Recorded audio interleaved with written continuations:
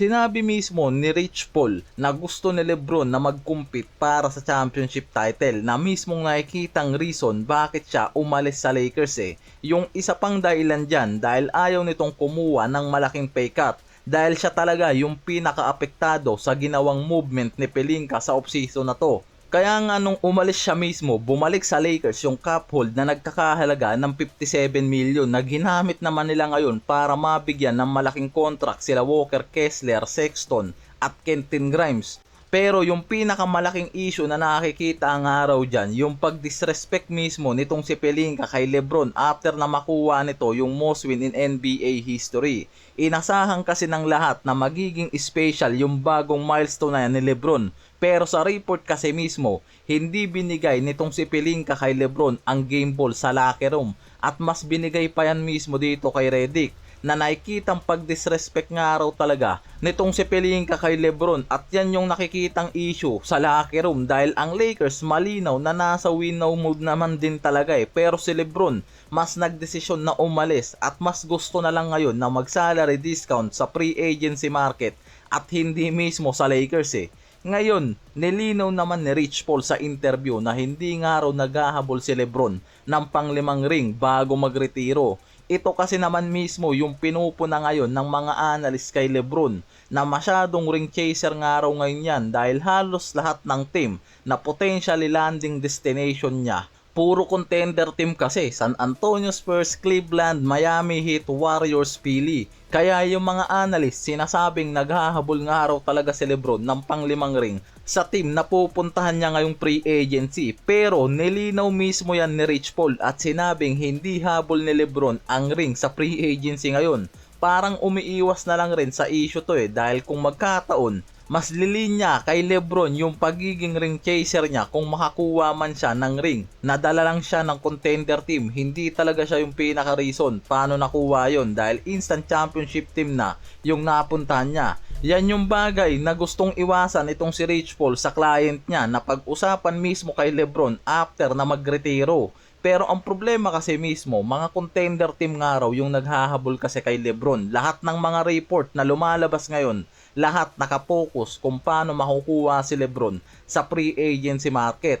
Kaya nasa kanya mismo yung option kung saan team naman nga raw talaga siya mapupunta Si Mark Stein at Jake Fisher talaga yung mga nagre-report kay LeBron about sa possible na pinaka-option nito sa free agency market. Etong Cavaliers, kahit mga NBA executive rin mismo yung nagsasabi na malaking tulong talaga nga raw si LeBron sa kahit anong team naman na contender para sa championship title. Pero yung tanong nga raw kung paano siya babagay sa team system tulad dito ngayon sa sistema ni Kenny Atkinson sa Cleveland na mismong nagsabi na open pa rin nga raw sila kung sakaling bumalik man sa kanila itong si LeBron. Walang ibang reason o hadlang kung talagang gugustuhin nga raw nilang makuha si LeBron ngayon sa free agency. May nabasa pa nga akong article na open rin ngayon ang San Antonio Spurs habang papalapit ang pagtatapos ng offseason kay LeBron. Pero may catch Yan kung makukumbinsi nga raw nilang mag-pay cut si Wemby ngayon mula sa max deal niya. Yan yung pinaka-catch dahil dyan lang magkakaroon ng pagkakataon ang Spurs na makuha si LeBron at mabigyan ng di bababa sa around 20 to 30 million per year. At possible masama nga to dahil kailangan din ng Spurs ng veteran leader para nga sumuporta dito sa mga batang star nila.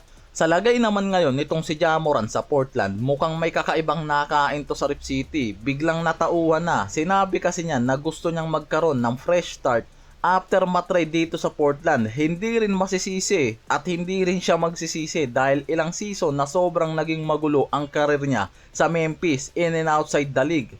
Itong kakatapos lang na season, halos 20 games lang siya nakalaro pero nakahabol yan sa average na 19 points per game, 8 assists, 41% sa field goal. Noong 2023 to 2024 season, sinimulan niya yung season na yan na may 25 game suspension pa.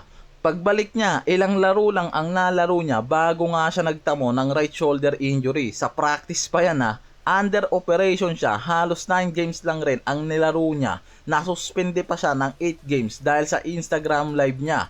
Gun-related, tapos nasuspende ulit siya ng 25 games dahil sa panibagong gun-related live stream incident sa parehas na taon.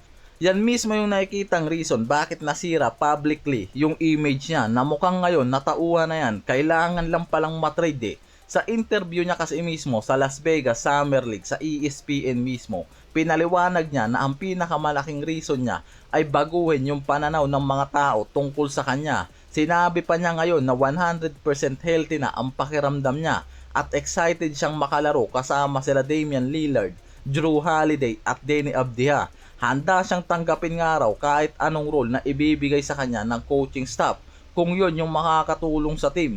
Kaya ngayon malaki yung nakikitang pagbabago kay Morante na mismong malaking bagay nga raw naman para makatulong sa Portland para sa win now mode rin nila.